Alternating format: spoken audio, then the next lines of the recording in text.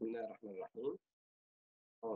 Aujourd'hui, on va essayer de terminer avec le cours sur l'Union internationale des télécommunications. Donc, c'est une organisation qui a été créée par rapport au ce qu'on appelle télécommunications, communication numérique. Alors, les deux premiers cours, les deux premières séances qu'on avait eues, ça concernait l'historique des télécommunications, ou plutôt de l'Union des télécommunications, mais aussi ça, c'était par rapport à l'historique des télécommunications, c'est-à-dire comment ça a évolué. Donc, suivant cette évolution, il y a eu ce qu'on appelle l'évolution de cette organisation jusqu'à ce qu'elle devienne l'Union internationale des télécommunications. Auparavant, il y avait ce qu'on appelait la télégraphie, que ce soit la télégraphie optique, puis la télégraphie électrique, puis télégraphie plus téléphonie, etc., jusqu'à arriver à ce qu'on appelle Internet, plus téléphonie mobile, plus les différentes générations, troisième, quatrième, et aujourd'hui, cinquième génération. Voilà.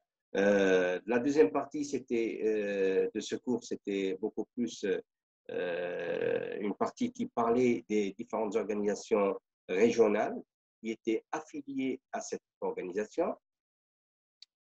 Voilà. Maintenant, dans cette partie-là, on va essayer de rentrer dans ce qu'on appelle l'Union internationale des télécommunications, voir comment elle est structurée, les différents groupes dont elle est composée, et aussi parler d'un certain nombre d'informations sur cette organisation. Alors, le plan de notre cours se présente comme suit. Donc, dans un premier temps, on va parler du rôle et des activités de cette union, donc la structure et activité, les conférences ou la conférence de plénipotentiaire, on va voir ce que c'est, et ce qu'on appelle le conseil. La deuxième si vous voulez, partie de ce cours, on va parler de ce qu'on appelle des groupes de travail du conseil de l'UT. Donc, on va décortiquer un petit peu ce que c'est le conseil et puis voir les différents secteurs de cette organisation. Donc, il y a trois secteurs importants, majeurs, si vous voulez. Donc, le secteur des radiocommunications, le secteur de normalisation des télécommunications et le secteur du développement des télécommunications. Donc, ce sont les trois secteurs les plus importants. Et enfin, on va parler de ce qu'on appelle l'UTU Télécom. Alors, l'UTU Télécom, c'est un événement qui se produit chaque année et dans lequel on va essayer de donner une impulsion encore plus intéressante et plus importante à ce qui se trouve dans le monde en matière de télécommunications. C'est-à-dire, ça va être les différentes innovations, les différentes créations, les différentes startups aussi qui se font dans le monde des télécommunications. Voilà. Maintenant, on va commencer par ce qu'on appelle le rôle et les activités de l'Union. Donc, l'Union internationale des télécommunications est distinguée ou se distingue par rapport aux autres organisations internationales, dans le sens qu'elle repose sur le fait qu'il y a une coopération entre les pouvoirs publics et le secteur privé. Alors, les membres de cette, si vous voulez, de cette organisation, de cette union, elle est composée de ce qu'on appelle les décideurs. Donc, c'est les décideurs, ils appartiennent, si vous voulez, des pays les plus influents dans le monde de la technologie et dans le monde des télécommunications en particulier. Vous avez aussi les représentants des différents organismes de réglementation du secteur des télécommunications. Qu'est-ce qu'il y a d'autre? Les opérateurs de réseau, les équipementiers, les concepteurs de matériel et de logiciels. Donc, vous voyez, tels que Nokia, LG, etc., Motorola, Samsung. Donc, ça, c'est les différents équipementiers et concepteurs de matériel et de logiciels, bien sûr. Et puis, vous avez des organisations régionales de normalisation, parce qu'en fin de compte, chaque région a ses propres normes, si vous voulez. Il y a les normes internationales et il y a les normes régionales. Donc, il y a automatiquement des organisations régionales dans ce sens-là. Et enfin, vous avez des institutions de financement. Donc, rien ne se fait sans financement. Maintenant, structure et activité. Alors, les trois secteurs de l'Union sont, si vous voulez, vous avez trois secteurs qui sont, on les a déjà nommés tout à l'heure, donc secteur des radiocommunications, secteur de la normalisation des télécommunications et enfin, secteur du développement des télécommunications. Ça, ce sont les trois secteurs. Alors, leurs activités s'étendent à toutes les branches des télécommunications. Donc, normalisation visant à faciliter l'interfonctionnement transparent des équipements et des systèmes à l'échelle mondiale. L'adoption de procédures d'exploitation pour une gamme de services hertziens qui ne cesse de s'élargir. Donc, on sait très bien que les services hertziens augmentent énormément. Donc, on est obligé à chaque fois de trouver des solutions pour ces nouvelles, si vous voulez, chaînes, que ce soit de télévision ou autre, ou de radio aussi. Et enfin, élaboration de programmes destinés à améliorer les infrastructures de télécommunications dans les pays en développement. Donc, ce sont les principales activités de ces branches-là, plutôt de ces secteurs. Donc, les travaux de chacun des trois secteurs de l'UIT trouvent leur aboutissement dans des conférences ou des réunions au cours desquelles les membres négocient des accords qui servent de base à l'exploitation des services de télécommunication dans le monde. Alors, la deuxième chose intéressante, c'est ce qu'on appelle la conférence de plénipotentiaire. Alors, l'autorité suprême de l'Union est cette conférence-là.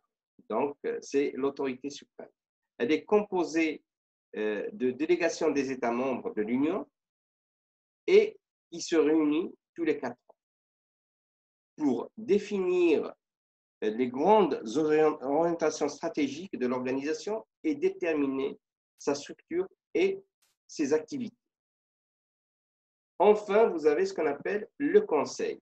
Alors, donc, dans l'intervalle entre ce qu'on appelle, durant les 4 années qui séparent 2 conférences de plénipotentiaire, le Conseil a pour rôle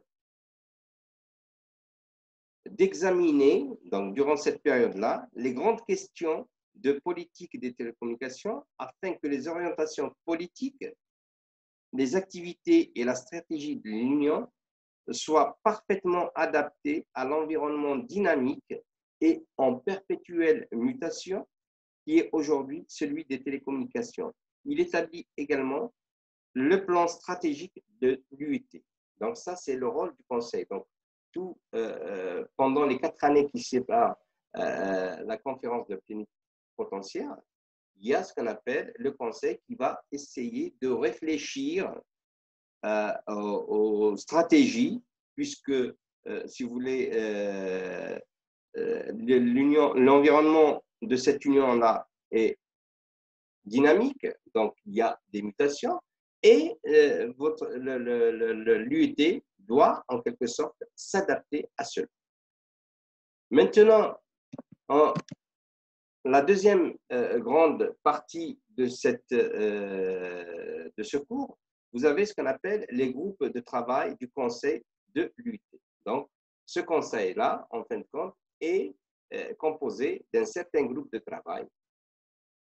Donc, les groupes de travail du Conseil vont inclure l'organisation des groupes de travail du Conseil. donc des organisations du groupe de conseil. Ces groupes de travail du conseil ont été établis à la conférence de plénipotentiaires en 2002. Donc, chaque groupe fera un rapport séparé sur chaque domaine de son travail.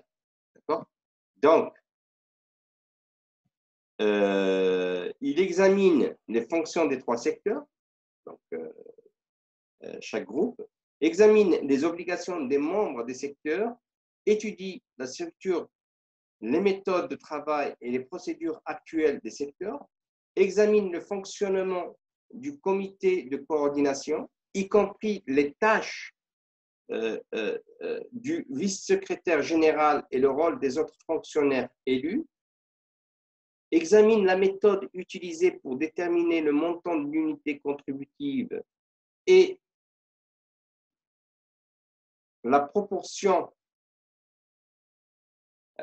et des contributions financières des membres des secteurs et des associés, la proportion qu'il convient d'établir entre les contributions financières des membres des secteurs et des associés et celles des États membres, les conséquences financières des dénonciations et enfin examine toutes les dispositions pertinentes des textes fondamentaux de l'Union concernant les observateurs. Le grand 2, vous avez ce qu'on appelle les groupes du Conseil sur le règlement financier. Donc, le groupe de travail sur le règlement financier a été établi en 2003 pour réviser et recommander les modifications nécessaires au règlement financier de l'Union. Le mandat a été prolongé en 2004 pour inclure l'examen de la gestion de l'Union, la recommandation du projet de consultation et le rapport du nouveau groupe de contrôle du Conseil dans le but d'harmoniser leurs activités respectives. Voilà, le nouveau groupe de contrôle du Conseil, donc celui qui a été créé en quelque sorte. Le groupe a été établi à la suite de la session du Conseil en juin 2004 avec un mandat, une composition et des méthodes de travail du groupe de contrôle chargé de superviser la mise en œuvre des recommandations du groupe de spécialistes. Maintenant, vous avez le groupe de travail du Conseil sur le règlement des télécommunications, le groupe de travail du Conseil sur le sommet mondial sur la société de l'information, le groupe de travail, ce qu'on appelle le SMSI, est ouvert aux États membres et aux membres du secteur, des différents secteurs. Le Canada examine la préparation des activités de l'UIT pour la préparation du sommet, développe un document d'information sur le fonctionnement de l'UIT en relation au sommet, considère les contributions de l'UIT en rapport au développement de l'information et des télécommunications dans le contexte de la sécurité internationale. Alors, il y a aussi le groupe de travail du Conseil sur le règlement des télécommunications, RTI. Alors, ce groupe a été établi en 2002 pour réviser le RTI et faire un rapport au Conseil 2005 pour être transmis à la conférence des plénipotentiaires 2006. Les membres doivent étudier le RTI et élaborer des recommandations sur les dispositions de celui-ci qu'il conviendrait, le cas échéant, de supprimer, de maintenir ou de transférer dans la Constitution ou la Convention ou qui devrait faire l'objet de recommandations de l'UET. Alors, enfin, vous avez le groupe ad hoc sur le recouvrement des coûts appliqués au traitement des fiches de notification des réseaux à satellite. Établi en 2002, ce groupe sur le recouvrement des coûts appliqués au traitement des fiches de notification des réseaux à satellite continuera d'examiner la nouvelle base de détermination des droits ne dépendant pas du nombre de pages. Le groupe déterminera les facteurs à prendre en considération pour l'évaluation. ainsi que les conséquences pratiques d'une imputation des coûts aux activités liées au traitement des fiches de notification des réseaux à satellite en vue de la mise en application du recouvrement intégral du coût.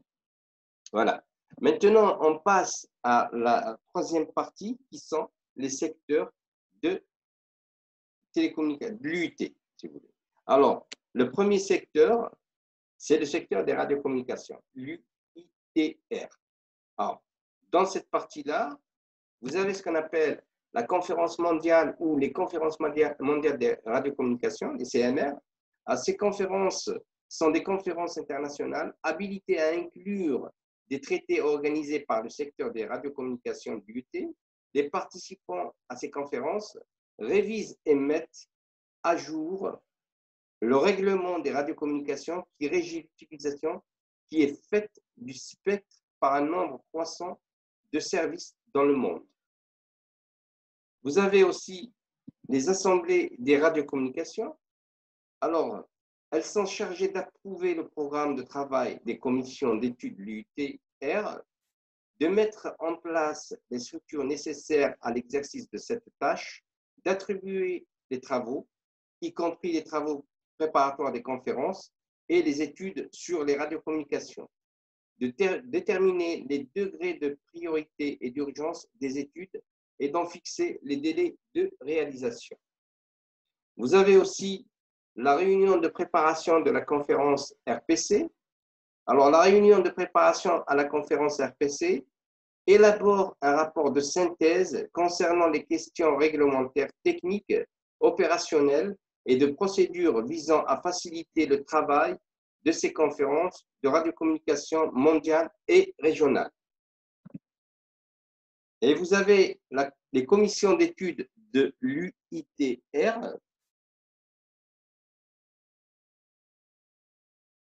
Alors, ces commissions étudient les questions telles que l'utilisation du spectre de fréquences radioélectriques dans les radiocommunications de terre et les radiocommunications spatiales, et celles des satellites géostationnaires et d'autres orbites, les caractéristiques et la qualité de fonctionnement des systèmes radioélectriques, le fonctionnement des stations de radiocommunication et les aspects radiocommunication des questions relatives à la détresse et à la sécurité. Enfin, vous avez le groupe consultatif des radiocommunications. Le groupe, donc, ce groupe-là examine les priorités et les stratégies adoptées par le secteur UITR, examine les progrès accomplis par les commissions d'études dans leurs travaux, fournit des lignes directrices relatives aux travaux des commissions d'études et recommande des mesures visant à encourager la coopération et la coordination avec d'autres organisations et avec les autres secteurs de l'UIT. Voilà, ça concernait ce qu'on appelle le secteur des radiocommunications. Maintenant, on passe au deuxième secteur, le secteur de normalisation des télécommunications, l'UITT. Alors, vous avez l'Assemblée mondiale de normalisation des télécommunications. Donc, elle approuve le programme de travail de l'UITT, détermine les priorités et l'urgence des travaux de normalisation et fixe les échéances correspondantes. L'Assemblée approuve, modifie ou refuse les projets de recommandation, l'UITT, les normes de facto, et examine les rapports des commissions d'études et du groupe consultatif de la normalisation des télécommunications. Elle décide en outre de la structure des commissions d'études et de l'attribution des questions devant être étudiées par chacune d'elles, afin de faciliter la participation des pays en développement aux travaux des commissions d'études de l'UITT. L'Assemblée s'efforce d'identifier et de regrouper les questions qui intéressent ces pays. L'Assemblée mondiale de normalisation des télécommunications se tient tous les 4 ans. Voilà. Maintenant, vous avez la commission d'études de l'UETT. Les travaux des 13 commissions d'études de l'UETT portent sur des sujets très divers en relation avec le fonctionnement harmonieux et efficace d'un nombre croissant d'équipements et de services de télécommunication, citant parmi les sujets étudiés les suivants. Alors, vous avez système de numérotage, services et systèmes multimédia, exploitation des réseaux et des services, principes de tarification et de comptabilité, système de gestion des réseaux de télécommunications, signalisation, système de transmission et de transport, réseau de données et nouveaux services à valeur ajoutée, tels que les numéros universels de libre appel international. Vous avez le groupe consultatif de la normalisation des télécommunications. Alors, il assiste le directeur du TSB en étudiant à intervalles réguliers des priorités, les programmes et les stratégies du secteur, en fournissant des lignes directrices pour les travaux des commissions d'études et en encourageant la coopération interorganisation avec d'autres organismes de normalisation compétents, y compris les forums et consortiums professionnels, composés de représentants des États membres de l'UET et des membres du secteur de l'UETT. Ils participent à ces travaux au même titre que les premiers. Le GCNT se réunit selon les besoins, mais au moins une fois par an.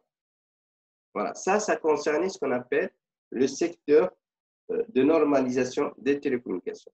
Enfin, il y a le troisième secteur, c'est le secteur du développement des télécommunications, l'UITD. L'UITD, voilà. Alors, vous avez toujours, il y a ce qu'on appelle la conférence mondiale de développement des télécommunications. Alors, ces conférences-là, convoquées bien sûr tous les 4 ans, ont pour but d'examiner les progrès réalisés en matière de télécommunications dans les pays en développement et d'établir les priorités de développement des TIC, les stratégies et les plans d'action futurs. Elles donnent la priorité à l'expansion et à la modernisation des réseaux, à la mobilisation des ressources et aux réformes réglementaires requises pour dynamiser les télécommunications et faciliter l'accès aux télécommunications dans les pays les plus pauvres. Vous avez par la suite les commissions d'études de l'UITD. Alors, elles comptent 2 commissions. L'une s'occupe des stratégies et politiques et l'autre du développement et de la gestion. Des représentants des pays développés et des pays en développement, ainsi que des secteurs publics et privés, se réunissent dans ces commissions afin de trouver des solutions novatrices aux problèmes identifiés par la Conférence mondiale de développement des télécommunications. Vous avez aussi, et enfin, le groupe consultatif pour le développement des télécommunications. Alors, le groupe consultatif pour le développement des télécommunications avise le directeur du BDT sur la formulation des stratégies applicables au secteur du développement ainsi que sur la préparation et la mise en œuvre du budget et du plan opérationnel du BDT, le Bureau de développement des télécommunications. Alors, ce groupe consultatif étudie aussi les priorités, les programmes, les opérations, les questions financières et les stratégies applicables aux activités du secteur. Il examine également les progrès accomplis dans l'exécution du programme de travail de ce secteur, fournit les lignes directrices relatives aux travaux des commissions d'études et recommande des mesures visant à encourager la coopération et la coordination avec des institutions de développement et de financement. Enfin, on arrive à la fin et on a ce qu'on appelle l'ITU Télécom. Alors, ITU, c'est UT en anglais. ITU, c'est International Telecommunication Union. Télécom. Alors c'est une tribune, alors l'ITU Télécom, c'est une tribune mondiale qui permet au gouvernement, aux grandes sociétés et aux PME technologiques d'accélérer l'innovation dans le secteur des TIC au service de la croissance économique et dans l'intérêt de la société. Alors, elle rassemble dans le domaine des télécommunications les représentants les plus influents des secteurs publics et privés pour favoriser l'échange d'idées et de connaissances générales et techniques dans l'intérêt de la communauté mondiale, en particulier des pays en développement. Donc, c'est là où ont été présentées un bon nombre de nouvelles technologies qui nous semblent aujourd'hui aller de soi, c'est-à-dire des choses qui sont devenues normales. C'est grâce, si vous voulez, à ces forums que plein de choses ont été réalisées. Voilà. Donc, rassemble. Donc, pour cela, c'est grâce à ça qu'on a pu faire mieux et plus vite. Donc, aider à faire circuler les idées plus rapidement et plus loin pour changer le monde au plus vite. Accélérer l'innovation, c'est-à-dire faciliter l'innovation dans le secteur des TIC pour progresser plus vite en présentant des nouveautés, en échangeant des connaissances et en nouant des contacts importants. Vous avez aussi réalisé ce qu'on appelle un potentiel, c'est passer des idées aux actes en présentant aux investisseurs, aux personnes influentes et aux décideurs des innovations, des entreprises et des technologies. Et enfin, maximiser l'impact, collaborer entre ces secteurs et les branches d'activité au-delà des frontières pour déployer à grande échelle des solutions innovantes sur les marchés développés et émergents. Voilà.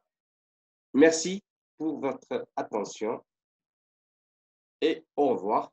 Alors, vous trouverez ce cours sur la plateforme e-learning de l'université. Merci.